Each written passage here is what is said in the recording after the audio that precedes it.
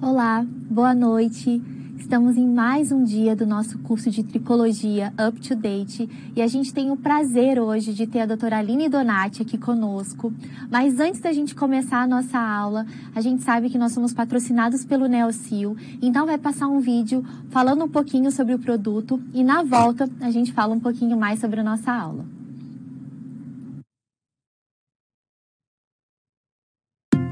O planeta Terra. Mais de 510 milhões de quilômetros quadrados de área. Resultado de uma combinação de elementos químicos indispensáveis para a natureza, para a evolução, para a vida e para a tecnologia. E no centro de tudo isso está o silício. O silício é o segundo elemento mais abundante encontrado na crosta terrestre, totalizando mais de 28% da sua massa. Ele é encontrado desde a areia das praias até na cerveja, passando por frutas, peixes e uma infinidade de formas no reino vegetal, animal e mineral. O silício tem um papel biológico fundamental para o ser humano, principalmente no tecido conjuntivo, sendo indispensável a síntese das fibras de colágeno e de elastina e a resistência e ancoragem capilar. Porém, para que o silício faça efeito, é necessário que ele se apresente ao corpo em sua forma orgânica, protegido, para que chegue aos tecidos ainda ativo, algo não tão simples. Agora, isso se tornou possível graças à Neocil e à exclusiva tecnologia SI Biobetter. SI Biobetter é o silício orgânico desenvolvido de maior biodisponibilidade, estabilizado e protegido por colágeno marinho hidrolisado, que forma sobre ele uma proteção efetiva, preservando-o até a sua liberação. Com a entrega íntegra do ativo no couro cabeludo, SI Biobetter pode então entrar em ação com a dose adequada para um tratamento eficiente, fortalecendo a haste capilar, melhorando a aparência dos fios, sua ancoragem e estimulando a neocolagênese tipo 1, assim como a produção de glicosaminoglicanos. Neocil ainda contém em sua formulação biotina, vitaminas A, E, C, ferro, zinco e as vitaminas do complexo B. Neocil e a exclusiva e inovadora tecnologia SI Biobetter foram desenvolvidas pela MD Medical Doctors e USK Dermatology. Neocil com ativo exclusivo SI Biobetter, a inovação exclusiva para a ancoragem e reestruturação dos fios.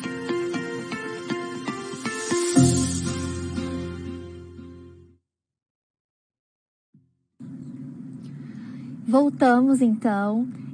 Então, como eu já tinha falado, a nossa aula hoje é com a doutora Aline Donati. Ela vai falar pra gente um pouco sobre a alopecia fibrosante frontal, do diagnóstico, dicas para o diagnóstico precoce, um pouquinho da epidemiologia, né, sobre tratamento. E é um prazer ter a doutora Aline aqui conosco. Ela é colaboradora, né, coordenadora do ambulatório de tricologia do Hospital do Servidor Público Municipal aqui de São Paulo. E eu vou passar a palavra para ela e é uma grande honra ter ela aqui conosco hoje. Obrigada, Aline. Obrigada a você, Andréia. Obrigada ao Neocil pela oportunidade. Eu não sou muito boa de falar para as câmeras. Quem me conhece sabe que eu sou um pouco contra isso, mas eu acho que é importante a gente ter mais divulgação sobre esse tema. Esse é um tema que me preocupa particularmente bastante e o que eu tive a chance de fazer hoje foi trazer como eu entendo essa doença para compartilhar com vocês. Então eu fiz um resumo de muitas das coisas que foram publicadas até hoje que vão fazer a gente entender melhor a doença e como a gente pode raciocinar em cima de um paciente que tem alopecia frontal fibrosante. A primeira coisa que eu acho que é importante entender é que essa é uma doença recente que foi descrita nessa publicação em 1994, então é uma doença que tem sequer 24 anos para a gente poder aprender coisas com ela. Esse primeiro relato foi feito na Austrália e ele descreve, então, 6 mulheres caucasianas australianas, obviamente, que apresentavam um típico recesso aumentado da linha de implantação frontotemporal, como a gente pode ver nas fotos já dessa primeira publicação, com essa pele mais pálida, lisa, que o Dr. Kossar, que foi quem descreveu na época, justificava dizendo que era uma área que estava protegida do sol pelos cabelos e por isso apresentava essa coloração, depois a gente vai falar um pouquinho mais disso, mas que tinha essa cara, então, de uma doença que aumentavam o recesso frontal. Nessa primeira publicação, a gente já aprende algumas coisas interessantes sobre a doença. Então, lembrem, daqui para frente, esse relato de 6 pacientes, a paciente mais nova descrita tinha 58 anos. Ou seja, todas elas já eram pacientes pós-menopausadas, por isso ele chamou de alopecia frontal fibrosante da pós-menopausa. E também, quando ele pergunta para essas pacientes há quanto tempo elas tinham já esse acometimento, uma delas apresentava o acometimento há mais de 10 anos. Então, se a gente fizer as contas, a gente vai estar falando de uma doença que começou por volta do meio da década de 80. O Dr. Kossar, que também é dermatopatologista, já nessa publicação fala sobre os achados histopatológicos da frontal fibrosante e mostra pra gente que existe, na verdade, um infiltrado perifolicular justamente na região do istmo, né, com essa típica fibrose ao redor dos folículos, sendo indistinguível do que ele conhecia, do que nós conhecemos até hoje como a patologia, os achados histopatológicos do líquen plano pilar. Por isso ele conclui, então, que é uma alopecia cicatricial, mas que se apresenta com uma forma de alopecia em padrão, ou seja, lembrando um pouco o recesso frontal da alopecia androgenética masculina. Já em termos de histologia, eu já vou passar para esse tópico, aproveitando o gancho do Dr. Kossar. Surgiram, obviamente, vários outros estudos depois disso, tentando diferenciar, achar pequenas diferenças entre líquen plano pilar e frontal para que os próprios patologistas pudessem dar o diagnóstico de frontal. Sem sucesso. Até hoje, a gente tem algumas coisas diferentes. A mais interessante delas é esse estudo de 2005, que mostra que, na verdade, a gente tem uma inflamação mais importante nos folículos velos, que são aqueles folículos menorzinhos, do que nos folículos terminais, mas resumidamente, a gente não consegue distinguir frontal fibrosante de líquen plano pilar através do exame histopatológico. Portanto, frontal fibrosante é ainda considerada pela Sociedade Norte-Americana de Pesquisa como um subtipo clínico de líquen plano pilar. E o que a gente precisa saber um pouco mais sobre o quadro clínico? Em termos de acometimento de couro cabeludo, então o típico, obviamente, e o diagnóstico é o acometimento da linha frontotemporal. Mas toda a borda do couro cabeludo pode ser acometida, a região periauricular frequentemente acometida, inclusive a região posterior occipital da nuca pode ser acometida aí em uns 10% dos casos. E a linha de implantação anterior tem algumas características. Primeiro que esse acometimento é um acometimento lento, né? A gente sabe que ela evolui de uma forma muito lenta. Os estudos mostram mais ou menos 1 centímetro por mês, por ano de evolução, na verdade. Podem ter, obviamente, sintomas inflamatórios, mas o mais característico é simplesmente o aspecto cicatricial com a ausência de ósteo. E importantíssimo, mesmo nesses casos que têm sintomas e sinais inflamatórios, pouquíssimas pessoas vão apresentar sintomas. Então, essa acaba sendo uma doença de uma evolução lenta e muito silenciosa, o que dificulta para a gente fazer o diagnóstico, já que o próprio paciente muitas vezes não percebe a evolução do problema e depois de anos e anos e anos, ao rever fotos antigas, é que ele vai perceber que aquilo já estava acontecendo há muito tempo. Ainda em termos de couro cabeludo, uma coisa importantíssima é, justamente por ela ser silenciosa, a gente tem que ter um armamentário para conseguir fazer um diagnóstico mais preciso, e esse armamentário é o dermatoscópio. A gente precisa colocar sempre na suspeita de frontal fibrosante o dermatoscópio na linha de implantação, e o que a gente vai procurar, que é o sinal mais característico, é a ausência de velos. Então, aqui uma diferença entre uma linha de implantação de frontal fibrosante, onde não há a presença desses mini pelinhos que são normais na transição do nosso couro cabeludo numa testa normal. Na frontal, esses pelos vão estar ou muito diminuídos ou completamente ausentes. Bom, além do couro cabeludo, essa é uma doença que caracteristicamente acomete as sobrancelhas, né? 95%, segundo esse estudo publicado esse ano pela equipe do Dr. Shapiro.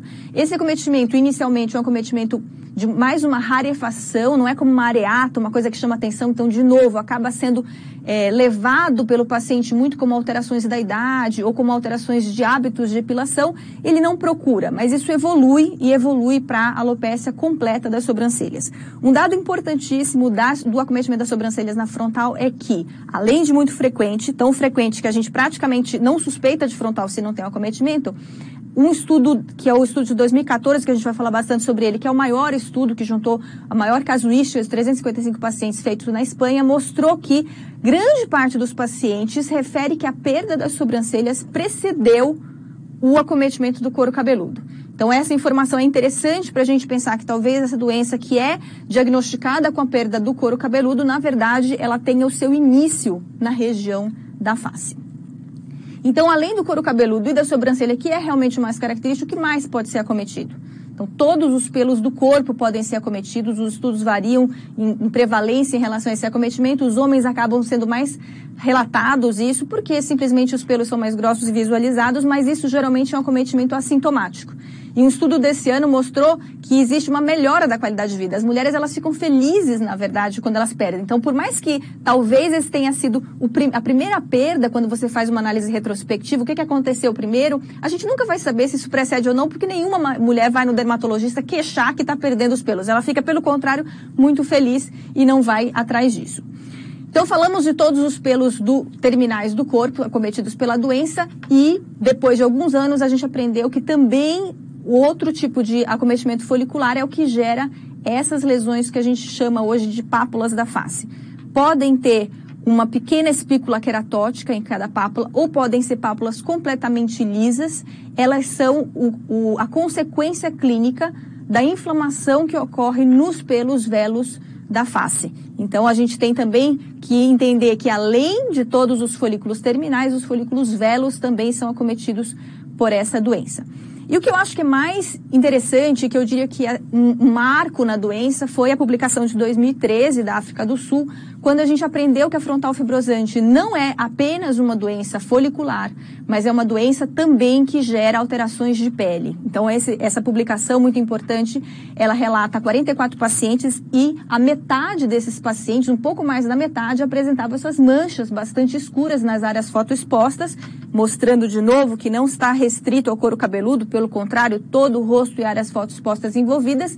E quando ela fez biópsia nesses 24 pacientes, todos apresentavam uma dermatite de interface dermoepidérmica. Então, eu já não estou falando de folículo, eu estou falando agora de um acometimento epidérmico. E mais interessante ainda foi que todos esses 24 pacientes apresentavam as manchas antes de ter a perda do cabelo. Então, aqui, de novo, assim como a gente viu da sobrancelha, a gente tem que entender que talvez a gente tenha um acometimento, o couro cabeludo seja um acometimento mais tardio da doença e que a doença pode estar começando em outro lugar.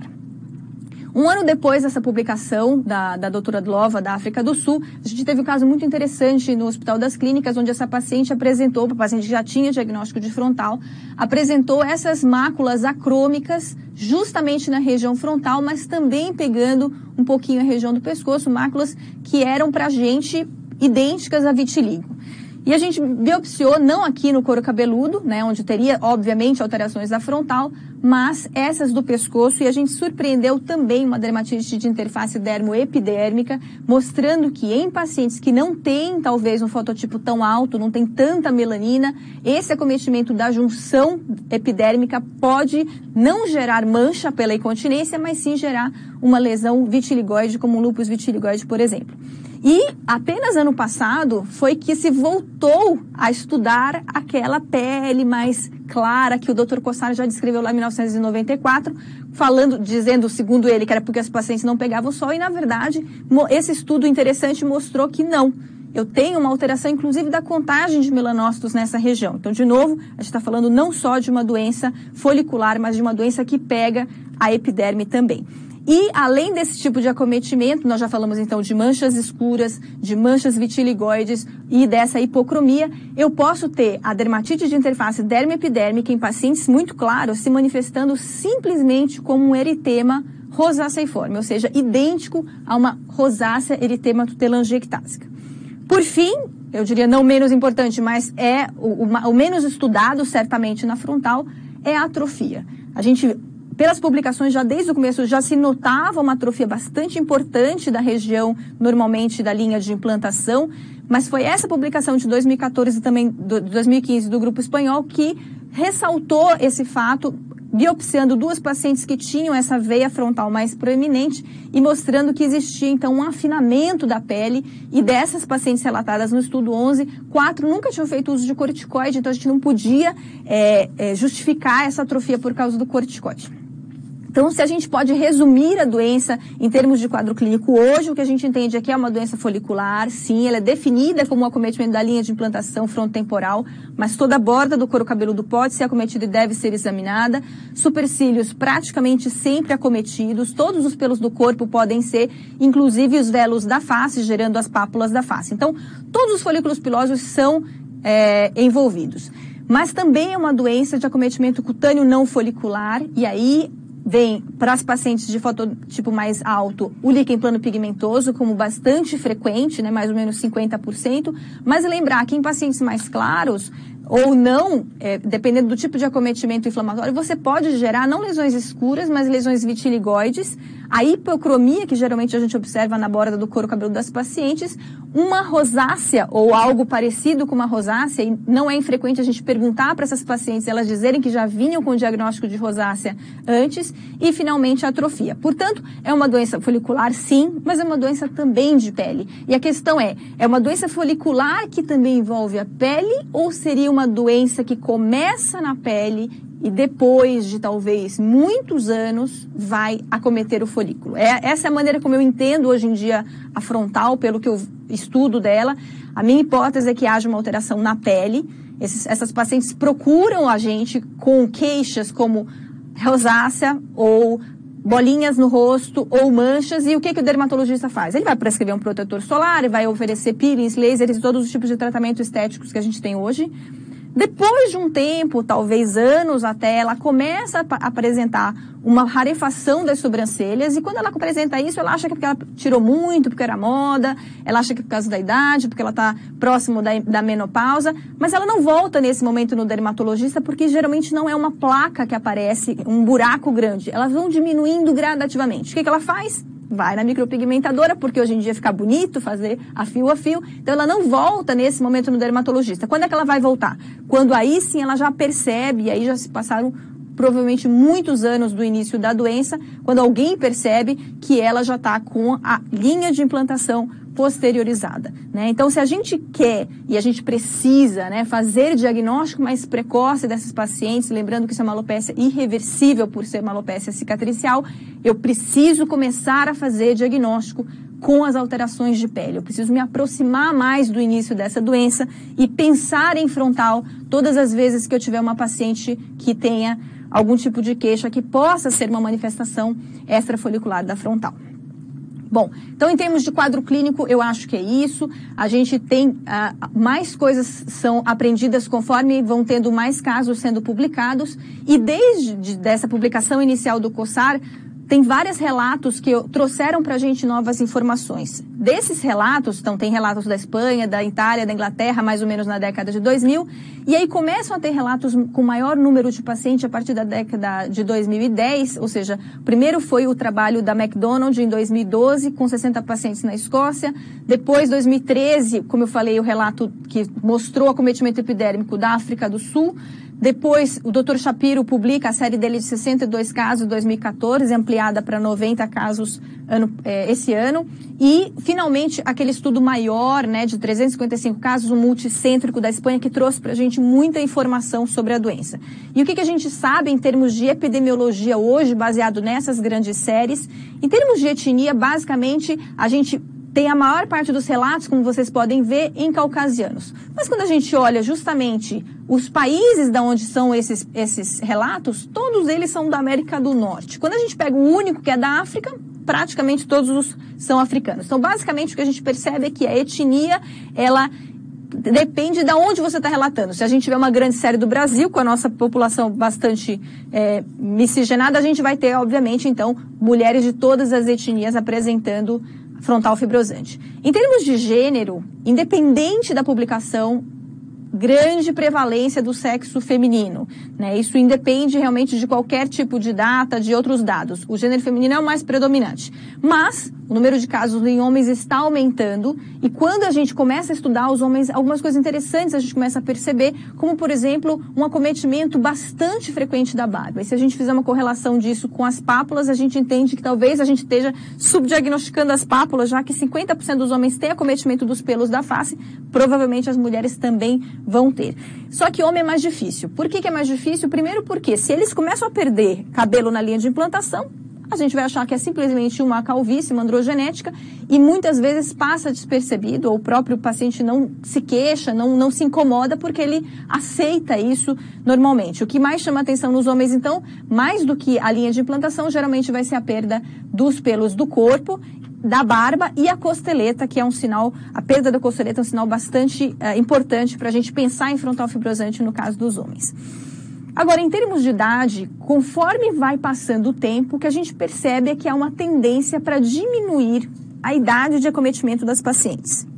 Sendo que a paciente mais nova descrita até hoje apresentava dos 18 anos quando a doença começou, uma paciente da América do Norte. Então, a gente tem que entender que hoje em dia não é mais uma doença da pós-menopausa, como o Dr. Cossar descreveu. E, obviamente, diminuindo a idade de acometimento, vai diminuir a prevalência de mulheres na pós-menopausa. Eu pego cada vez mais mulheres na pré-menopausa, e aqui interessante quando a gente vê esses relatos é que justamente os relatos das populações da África, que talvez tenham um fototipo mais alto, tem uma menor porcentagem de mulheres na pós-menopausa. Ou seja, o diagnóstico dessas pacientes está sendo feito antes, porque talvez a mancha da pele chame a atenção dessas pacientes e dos médicos para fazer um diagnóstico mais precoce. Resumindo, então, a epidemiologia do que a gente sabe hoje, baseado nessas grandes séries, a frontal fibrosante é uma doença de mulher, basicamente, só que uma mulher adulta, não existem relatos em criança, não obrigatoriamente pós-menopausada, como eu falei, cada vez mais a gente está baixando a idade dessas pacientes, mais adulta, e de qualquer etnia. Acho que isso essa é a população de risco para frontal fibrosante. E o que tem acontecido no mundo inteiro? A gente tem visto, né, que isso está sendo cada vez mais frequente. Cada vez mais mulheres adultas estão sendo acometidas. A gente tem esse trabalho bonito da McDonald, então, da Escócia, que mostrou na série dela, em 10 anos, um aumento importante da prevalência do diagnóstico de frontal na clínica dela. E aqui do Brasil, a série da doutora Brenner de Curitiba, também mostrando uma curva com uma ascendência aí quase logarítmica, assustando bastante a gente. E isso é o que a gente sente no consultório, isso que a gente vem percebendo na nossa realidade.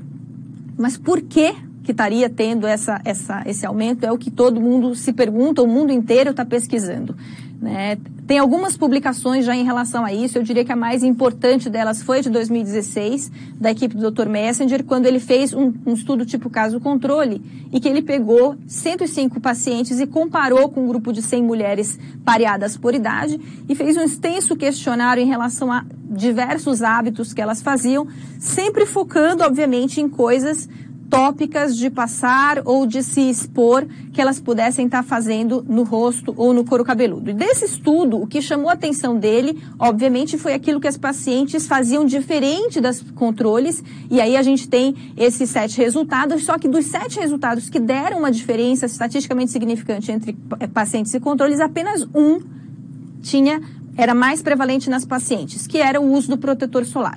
Todos os outros, as pacientes, na verdade, faziam menos do que as controles, então não poderia ser a causa. E aí ele se diz, poxa, será que o protetor solar pode ser o causador da frontal fibrosante? Bom, se for o causador, ele precisa explicar algumas coisas. Ele explicaria o fato da doença ter começado mais ou menos na década de 70 ou 80?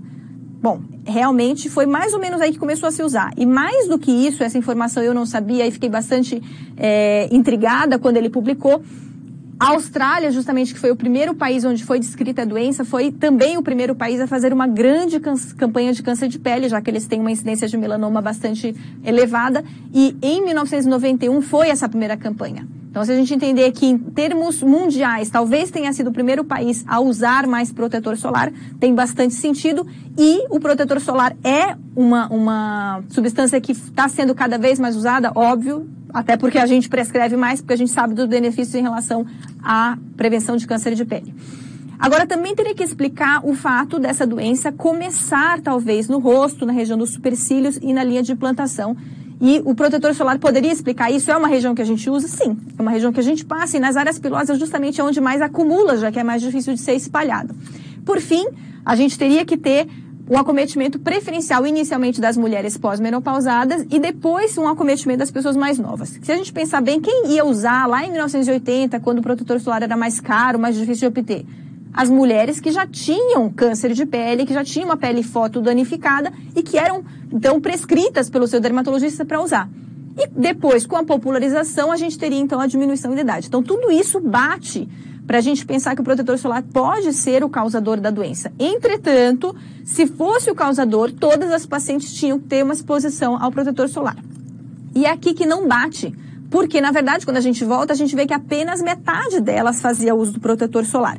Ainda tendo outras críticas em relação a quando que elas começaram a usar, mas enfim, se a gente for levar só essa tabela em consideração, eu não poderia justificar o protetor solar sendo a causa da frontal, porque metade delas não usava. Aí o Dr. Messenger parou para pensar, bom, se não é o protetor solar, o que pode ser? O que as pacientes, todas elas fazem, ou quase todas fazem? E olhando a tabela, o que ele percebeu foi que a maior prevalência de uso era de cremes faciais em geral.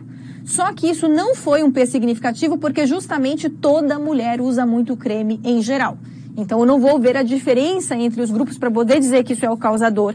E aí eu tenho que pensar em alguma forma de saber se isso realmente pode causar. E aí ele foi brilhante e ele falou, vou estudar pessoas que não usam normalmente os cremes. Quem são? Os homens. Então ele conseguiu juntar na Europa inteira 17 homens naquela época e ele pareou então com 73 controles para ver se nos homens o uso do creme, não só protetor, poderia ser o causador. Aí ele pergunta sobre protetor primeiro. Homem com frontal usa mais protetor do que controle que não tem frontal. Aí ele perguntou, e cremes que tenham a molécula do protetor, porque a gente sabe que isso existe hoje no mercado. Homens com frontal usam mais cremes com protetor do que os controles. Mas ainda não eram todos que usavam, 70%. Ele só conseguiu realmente chegar nos 100% quando ele tirou o protetor da jogada, ele falou homens que usam creme com frequência. Aí ele percebeu que o problema não era o protetor, mas sim o uso de qualquer tipo de creme estaria relacionado com a doença. Então aqui, mais uma vez, e a gente como prescritores de protetor e de creme, temos que estar atentos, porque existe essa possibilidade de cremes e protetor serem o causador da frontal. Mas a gente também tem que entender que isso é um estudo caso-controle, que isso não demonstra uma associação de causalidade obrigatória e que essas pacientes muitas vezes tinham alterações na pele que fizeram elas serem prescritas ou quererem usar cremes e protetores e, na verdade, a causa estava antes, só que a gente não sabia que elas tinham frontal neste momento. Então, temos que ter muito cuidado e precisamos cada vez mais nos aproximar da causa, fazendo diagnósticos mais precoces, fazendo diagnósticos com acometimento cutâneo da frontal. Então, o que a gente vai fazer com todo esse conhecimento que a gente tem hoje em relação à doença? Primeiro que a gente não pode mais fazer diagnóstico nesse estágio, onde nós, dermatologistas, vamos fazer muito pouco. A gente dá o telefone da loja de prótese, porque realmente eu não tenho como fazer voltar cabelo aqui, ela já tem uma falha muito inestética. Então, primeira coisa, a gente aprender a fazer diagnóstico precoce. E aí, para fazer diagnóstico precoce, se uma paciente chega para você queixando ou de queda de cabelo ou queixando de qualquer outra coisa, e que você, no exame dela, percebe, ou ela queixa para você de alguma alteração na pele, essa paciente, por exemplo, que eu olhava de longe, para mim era uma androgenética com eflúvio, me perguntou se essas bolinhas eram normais, e a hora que eu olhei as bolinhas, será que isso é frontal? Na dúvida, você pensou em qualquer lesão de pele da frontal, você tem que pegar o dermatoscópio e olhar a linha de implantação. E aí, se você tem essa imagem na linha de implantação, ou seja, a ausência dos velos, como a gente já falou antes, isso é o diferencial de uma linha de implantação normal. Isso é bastante sugestivo de frontal fibrosante e é preciso confirmar, então, fazendo a biópsia dessa região. Óbvio que eu posso ter outros achados, né, como eritema peripilar, como descamação peripilar, os mesmos que a gente vê no líquen, mas o mais importante é procurar a ausência dos velos. Esse vai ser o maior diferencial para a gente saber que isso pode ser uma frontal. Muito bem, então sabendo tudo isso, você já conseguiu fazer um diagnóstico precoce, como que se conduz? Que tipo de tratamento você vai oferecer? Não tem, obviamente, nenhum tipo de estudo clínico controlado, placebo controlado, randomizado, porque é uma doença nova, porque não tem consenso nem das doenças antigas, quanto mais das novas. Então, o que eu acho que é importante no caso de frontal é entender a doença. E entendendo, qualquer coisa que você faça baseado no que você entende da doença está correto. Ninguém pode dizer que você está errado. Então, o que acho que é importante a gente entender da doença? Primeiro que é uma doença que é uma reação liquenoide folicular idêntica ao líquen plano pilar, como eu já falei, biópsia não distingue as duas coisas. Segundo, que acomete mais mulheres, ainda mais na menopausa, embora isso esteja diminuindo, então talvez haja algum tipo de alteração hormonal associada à doença. Terceira que é uma doença que acomete prioritariamente a borda do couro cabeludo, justamente onde a gente tem pelos mais finos. Será que essas pacientes têm alguma correlação com androgenética? Será que pacientes que têm androgenética teriam um prognóstico pior por causa disso? E lembrar que é uma doença que acomete não só a linha de implantação, mas todos os pelos do corpo, toda a pele do corpo, e por isso ela precisa de um tratamento que vá atender a todas essas alterações. E por último, o que eu falei que mudou o nosso conceito, que é o acometimento epidérmico. Então a gente pode inclusive usar medicações que seriam indicadas em outras dermatites de interface dermoepidêmicas, como por exemplo o lúpus. Então, resumidamente, a gente vai sempre usar um remédio via sistêmica. Esse remédio ele vai ser ou um remédio que já é usado para líquen plano pilar, ou um remédio que é usado para androgenética. E a gente vai associar a esse remédio oral, se a gente tiver algum sinal localizatório, ou seja, se eu puder dizer, você vai passar onde você sente coçar alguma coisa, onde você vê algum sinal inflamatório, podemos associar os corticoides, tanto tópicos quanto intralesionais, inibidores de calcinerina e o minoxidil. Falar especificamente de cada um deles. Em relação aos tratamentos do líquen plano pilar, como eu falei, está certíssimo você usar qualquer coisa que pode ser usada para líquen plano pilar. Eu tenho mais hábito de usar hidroxicloroquina, e aqui eu deixo a dose para vocês, 5 mg quilo dia, não passar dessa dose, e a doxiciclina, na verdade, de 100 a 200 mg por dia, mas isso varia muito conforme o autor. Se você for pegar, por exemplo, o pessoal dos Estados Unidos, eles adoram hidroxicloroquina, mas eles não acreditam em doxiciclina. Na França, eles acreditam em dox, não acreditam em hidrox. Ou você pode ter qualquer um desses tratamentos e isso vai ser correto, ninguém pode dizer que você está errado por escolher um ou outro. Eu só estou falando o que eu tenho mais hábito de usar. Em relação aos inibidores de 5-alfa-redutase, ou seja, o bloqueio hormonal, tem artigos com finasterida e tem artigos com dutasterida. Eu prefiro a dutasterida, a dose da dutasterida não está aqui escrito que eu esqueci, mas é 0,5 mg por dia.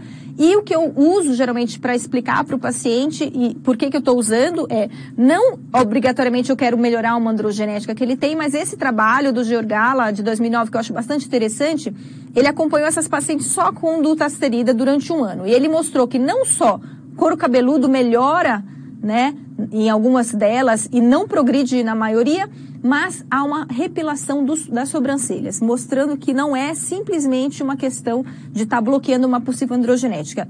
A medicação, o bloqueio hormonal, ele tem sim um efeito sobre a frontal fibrosante. Agora, eu vou associar então, como eu falei, se eu tiver sintomas localizatórios, alguns tópicos. No caso da sobrancelha especificamente, tem relatos bastante interessantes, esse é um relato do Donovan aqui de 2010, mostrando uma repilação de sobrancelhas que ainda não estavam totalmente alopécicas, né? Esse relato que mostra esses lindos resultados, esse é um relato que usou acetonido de triancinolona, que é o Kenalog, a 10 mg por ml. Mas eu coloquei aqui a dose de 2,5 de propósito, por quê? Porque quando a gente foi tentar fazer com 10, os nossos resultados foram catastróficos. Então, minha sugestão, não arrisquem 10 mg por ml, façam sempre 2,5 e façam sempre com acetonido. Não façam com hexacetonido, que foi esse caso, porque ele é muito mais atrofogênico e a gente tem que lembrar que essa é uma doença com atrofia. Já em relação ao corticoide tópico, então o que a gente usa é clobetasol, e aqui só um lembrete de novo, então também muito cuidado. Usem apenas se necessário, se tiver realmente uma inflamação localizada que justifique o uso, porque senão a gente pode, na verdade, estar piorando esse aspecto atrófico da pele da paciente. Em relação aos outros tratamentos, os inibidores de calcineurina podem ser usados sim, porque são usados na face e não tem risco de atrofia. E o minoxidil, porque primeiro que você vai engrossar o que a paciente tem, isso já vai melhorar a cobertura capilar, ela costuma gostar de ver esses fiozinhos engrossando. Não dá pra gente ter certeza se ele é um tratamento que vai impedir a progressão. Mas se a gente acha que é uma doença de folículos menores, e se talvez eu estou engordando esse folículo de alguma forma, talvez ele também tenha um papel na prevenção da doença. Isso é o que a gente fazia até ano passado. Ano passado, né, na verdade, final de 2016, começaram a surgir algumas publicações sobre isotretinoína. A primeira delas é uma publicação não especificamente de frontal, mas que eu particularmente uso bastante para me referenciar, que é essa do Jornal Indiano de 2016, que estuda líquen plano pigmentoso clássico, né? Eles deram 20 miligramas por dia durante 6 meses para esses 27 pacientes. Eles mostraram não só uma melhora do clareamento, uma melhora estética, mas uma desinflamação. Então, mostrando o poder anti-inflamatório também da isotretinoína para a dermatite de interface dermoepidérmica, portanto, acho que está bem indicado. E aí, no começo de 2017, a publicação do Pyramis no Skin Appendages, em que ele mostra que usando de 20 a 40 miligramas por dia, 20 no primeiro mês, depois 40 miligramas por dia no segundo mês, ele tem uma resposta excelente, bastante rápida das pápulas da face. Elas murcham e deixam o aspecto, a textura da pele muito melhor. E no mesmo ano, a Pedrosa publica aí um outro paper dizendo que não precisa dar tão alta, e realmente as pacientes geralmente não toleram tanto, mas se você der 10 miligramas em dias alternados, você já tem uma melhora importante, você só tem que ter um pouquinho mais de paciência, porque demora um pouquinho mais para ter a melhora, mas obviamente é muito mais bem tolerado. Então, a gente acaba usando bastante a isotretinoína para líquen plano pigmentoso e para pápulas. Em julho do ano passado, a doutora Rudnica, que já falava bastante, né, de retinoides em frontal fibrosante, publica também uma análise retrospectiva dos pacientes dela, e ela mostra que, na experiência dela, o uso de astretina 20 miligramas por dia ou isotretinoína 20 miligramas por dia é capaz de estabilizar a doença, uso por 1 ano dessas medicações, em 72% e 73% dos pacientes. E ela compara isso com alguns pacientes que ela usou bloqueio hormonal apenas com finasterida, e isso seria muito melhor com o retinoide do que com a finasterida. Então, segundo ela acredita que os retinoides são melhores para o controle da doença até do que o bloqueio hormonal. Eu, particularmente, ainda não tenho tanta essa certeza. Então, como eu faço atualmente? Eu uso oral sempre, porque entendendo que essa é uma doença generalizada, e se tiver inflamação, eu uso uma medicação anti-inflamatória que é usada para líquen plano. Eu uso um inibidor de 5-alfa-redutase sempre que essa paciente não tiver uma contraindicação. E eu uso o retinoide se tiver pápula, se tiver líquen plano pigmentoso, e a alopécia, eu particularmente não tenho muito essa indicação, mas não estaria errado. Em relação aos tópicos, cuidado com os corticoides, seja tópico, seja intralesional. Os inibidores de calcineurina, eu pessoalmente não tenho muito hábito, não gosto muito, não acho que eles são tão eficazes assim, mas prescrevo bastante minoxidil. Lembrar que o minoxidil pode ser útil, inclusive, nas sobrancelhas, não apenas no couro cabeludo. Mas tratar não é o mais difícil. Eu sempre falo isso em aula, por quê? Porque são essa meia dúzia de coisas que a gente tem para usar e a gente usa baseado naquilo que a gente entende, então tudo é bastante dedutível. O problema é que você tem a dificuldade de saber se você está controlando, porque toda vez que a paciente volta, ela acha que ela está pior, porque ela não assimilou ainda, muitas vezes, a doença.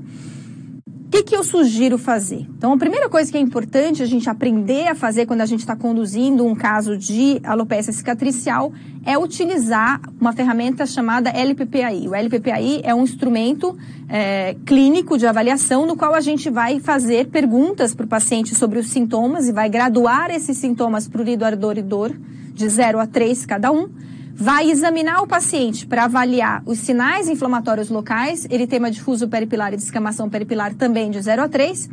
Vai fazer um pull test, ou seja, vai tracionar os fios da borda do couro cabeludo e se vier um pelo anágeno, isso é já considerado um pull test positivo. E vai avaliar a progressão do paciente e se o paciente estiver progredindo, a gente vai considerar que é uma progressão positiva.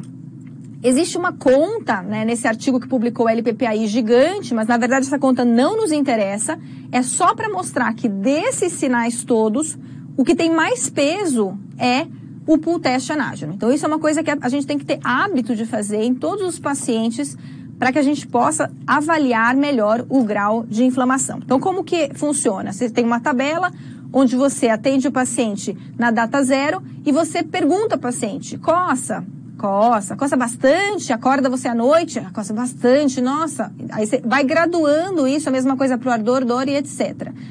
Depois que você dá o tratamento, o paciente volta depois de 3 meses, você vai refazer as mesmas perguntas. Você vai dizer, olha, coçava muito quando você veio comigo há 3 meses. Ainda coça tanto? Coça bastante, mas melhorou.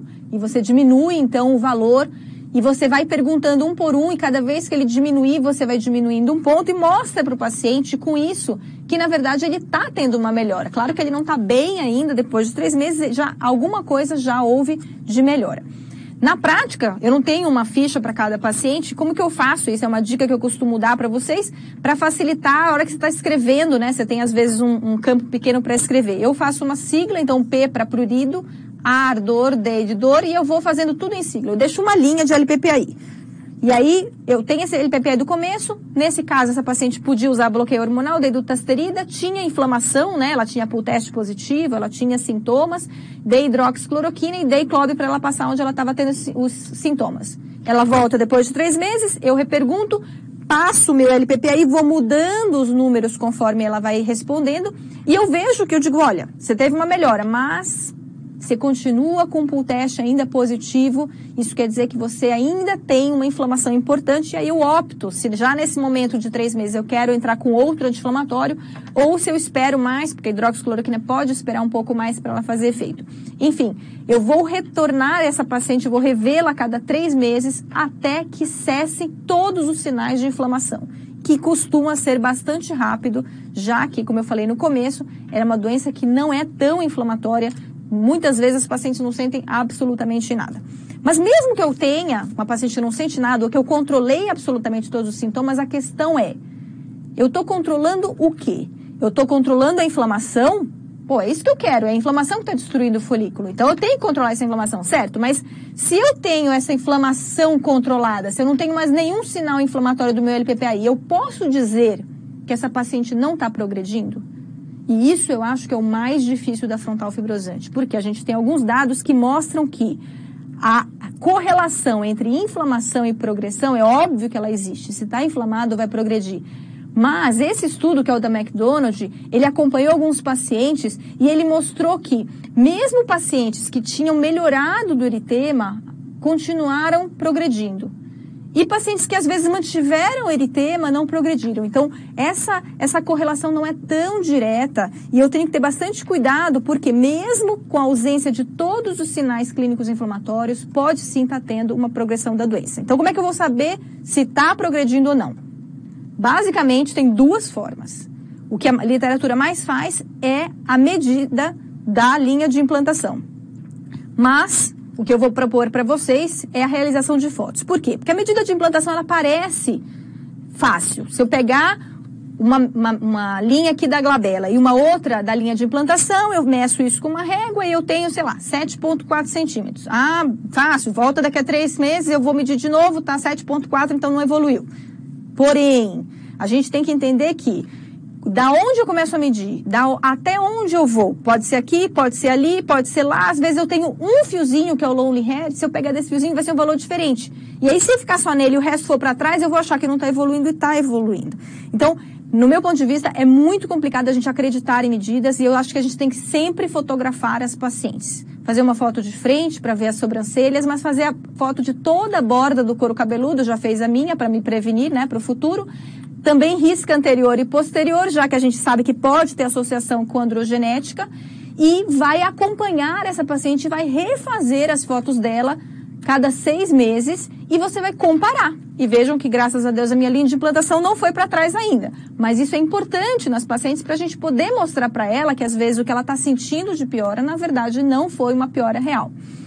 E outra dica muito interessante é, se essa paciente tiver alguma pintinha, e eu tenho uma pintinha bem na borda do meu couro cabeludo, por sorte, você pode fazer uma foto dermatoscópica justamente nessa pinta, e com isso você vai acompanhar todos os pelos dessa região e vai poder, por exemplo, nessa paciente que dizia que estava piorando, mostrar para ela que depois de 1 ano, na verdade, ela tinha perdido apenas um pelo. Então é muito importante esse dado, mais objetivo até do que as fotos, para poder tranquilizá-la ou pelo menos saber exatamente o que está acontecendo em termos de progressão para tomar as condutas. Resumindo, então, como que eu faço o acompanhamento dessas pacientes? Eu vejo casos que ainda não estão estabilizados ou que acabaram de começar a tratar. A cada 3 meses eu faço o LPPAI. Todas aquelas perguntas e graduo. Eu tiro fotos a cada 6 meses. A hora que estabilizar, que não tiver mais nenhum sinal inflamatório, eu vou rever a paciente só para as fotos e eu faço no dia das fotos o LPPAI.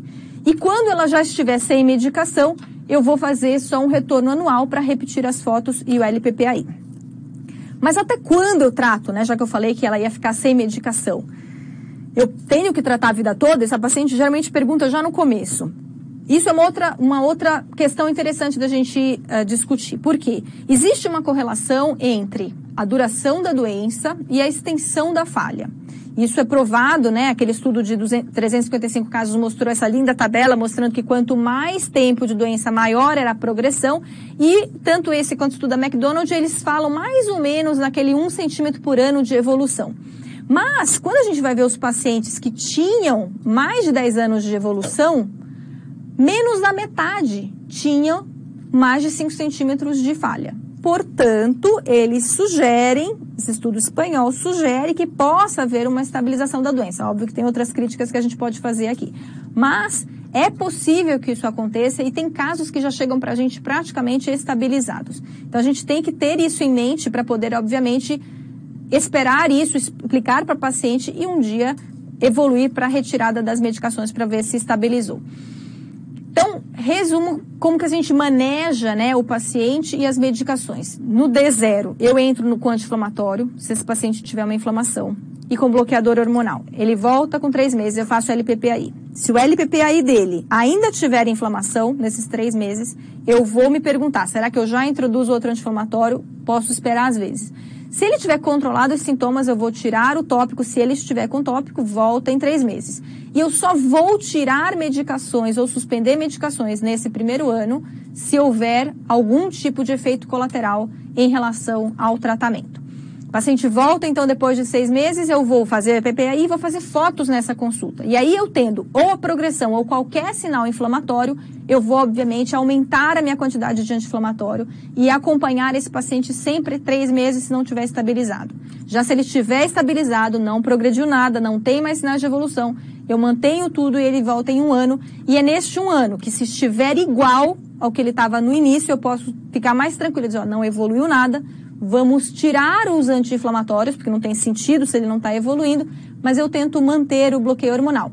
E aqui, em qualquer momento, se houver, seja pápula, seja líquen plano pigmentoso, eu associo o uso do retinoide para essas alterações cutâneas. Por fim, eu acho que é importante a gente entender que, além do nosso papel como médico, como saber manejar essa doença, os pacientes vêm com uma ansiedade bastante grande de ter uma doença nova, pouco conhecida, com bastante dúvidas.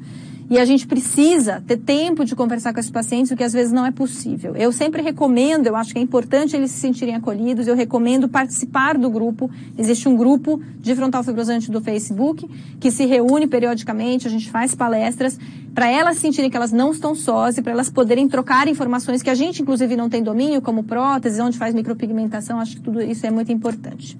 É isso, eu deixo meu e-mail, como sempre, de contato e agradeço. Obrigada, Aline, pela excelente aula, foi muito interessante. A gente está esperando perguntas de vocês, se vocês tiverem alguma, pode mandar para a gente. Enquanto isso, eu vou fazer uma pergunta para a Aline, uma pergunta prática. Aline, como que você faz no seu dia a dia de orientação para os pacientes que desejam fazer transplante e tem, né, tratamento ou tiveram alopecia fibrosante frontal? O transplante é uma pergunta bastante frequente, né? Até porque a hora que você explica para o paciente que isso é irreversível, a próxima pergunta é, eu posso fazer transplante? Óbvio, quer resolver de alguma forma. Eu até, ano passado, eu era bastante cética e dizia, transplante em frontal, não. O que a gente sabia era um estudo do Jimenez, que foi publicado em 2013, se eu não me engano, com 4 pacientes, e que desses 4 pacientes, ou 3 pacientes, todos ficaram bons depois de 1 ano, depois de 2 a 5 anos, o transplante todo caiu, né? Então, existia a reativação da doença naqueles folículos implantados e por isso, na verdade, a pessoa perdia não só dinheiro, mas ela perdia fios da área doadora que ela passou para aquela região e a reativava a doença. Esse ano eu tive uma surpresa agradável ao ver que existem alguns outros relatos, mais 2 outros relatos que mostram resultados interessantes em 2 pacientes publicadas. E atualmente tem um colega que está pesquisando isso com os transplantadores aqui brasileiros e internacionais para a gente tentar analisar vários casos de transplante e ver qual realmente é a chance de perda e de não perda. E desses que não perderam, qual a diferença deles dos pacientes que perderam? Né? E aí a gente vai tentar ver fatores prognósticos que talvez possam indicar para a gente que pacientes assim, com esse tipo de tratamento, com esse tipo de estabilização, vão ter mais chance de não rejeitar o transplante para poder indicar. E eu passei a ser um pouco menos incisiva no dizer que não, até porque eu acho que a gente tem que entender que quando elas chegam com uma falha muito grande, eu não posso mais ajudar, né? Quer dizer, é ótimo, eu fico feliz da vida que ela não progrediu, mas a testa dela já está no meio da cabeça. Então, eu acho que a gente tem, pelo contrário, que tentar estudar mais para dar mais informações para dizer, olha, você talvez seja uma pessoa que possa fazer o transplante com risco de 50% de cair. A outra eu vou dizer, não, você 90% não faz. Então, acho que a gente tem que estudar mais para poder saber quem vai poder tentar. Mas tem que ter pelo menos um tempo de estabilização da doença, pelo menos 2 anos sem sinais inflamatórios. Mantém isso? O que você tem visto na prática? Porque no municipal eles fazem transplante, né? A Letícia tem tentado em alguns subtipos, na verdade, de melhor prognóstico. Então é isso que a gente acredita. Primeiro que falar em estabilização de frontal é isso que eu mostrei. O que é estabilização? É não estar mais inflamado? A maioria não vai estar inflamado e pode progredir, mesmo assim a doença ela fica muito difícil da gente saber o que está acontecendo lá dentro.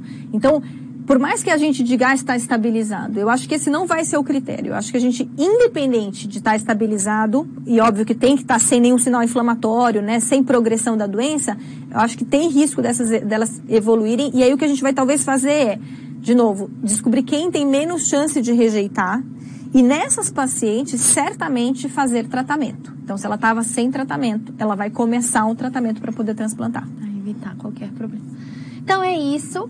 Pera, deixa eu ver se tem mais alguma pergunta aqui. Tá todo mundo dando parabéns pela aula, audiência. Temos vários médicos aqui com a gente hoje.